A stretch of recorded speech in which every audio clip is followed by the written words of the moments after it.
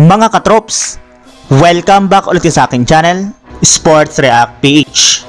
At ngayon nga ay pag-uusapan natin ang balitang nagkakaproblema na nga po ngayon, ang Golden State Warriors. Pag-uusapan na rin nga natin dito sa ating panibagong video, ang naibalitang bagong super team ng Los Angeles Lakers.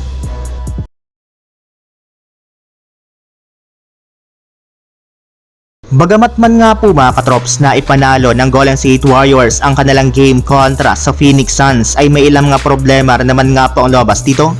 Una na nga po dyan ay ang initan sa pagitan ni Buddy Hield at Draymond Green, kung saan matapang pa nga pong sinabi na Draymond Green sa kanyang post-game interview na ang kanyang ginawa nga daw pa isa lamang wake-up call para maibalik ng kanyang teammate ang tunay na laro nito.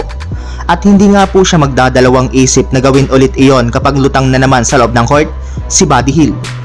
Maliban na rin nga po sa dramang ito ay marami na rin naman nga po ang nakapansin na simula nga po ng bangkuin ng GSW si Stephen Curry sa huling mga segundo ng fourth quarter, ay gumanda nga po bigla ang kanilang laro at mas nabigyan nga po ng pagkakataon si Kuminga na maipakita nito ang kanyang tunay na potensyal. Pero ayon nga po sa naging pahayag ni Coach Steve Kerr, ang ginawa nga po nila dito kay Stephen Curry ay for defensive purposes lamang dahil alam nga po nila na sasamantalahin ito ng Suns. Kaya para masigurado nga po ang kanilang panalo, ay kinailangan nga po nila itong bangkuin. Samantala, pumunta naman tayo sa ating sunod na pag-uusapan sa naibalitang bagong super team ng Los Angeles Lakers.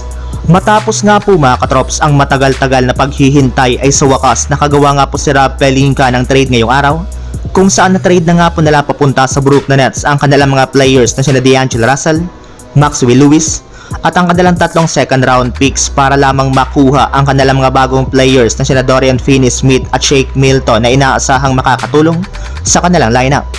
Kaya dahil nga po sa ginawang ito ng Lakers, ay pinagkaguluhan na nga po ang kanilang kupunan ngayong araw sa social media ng mga fans at maging ng mga analyst.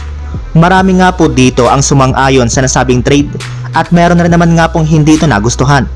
Pero kahit anuman nga po ang kanilang sabihin ay tuluyan na rin naman nga po sila ngayong nakabuo ng bagong super team na kinabibilangan ng kanilang mga starters na sina Austin Reeves, Max Christie, Rui Hachimura, LeBron James, Anthony Davis, ang kanilang mga bench players na sina Gabe Vincent, Shake Milton, Dalton Kenneth, Dorian Finney-Smith, Jackson Hayes, Cam Reddish, Jalen Hood-Schifino, Bronny James, ang kanilang mga two-way players na sina Quincy Olivare, Christian Coloco, Armel Traore, at ang kanilang mga injured na players na sina Jared Vanderbilt at Christian Wood.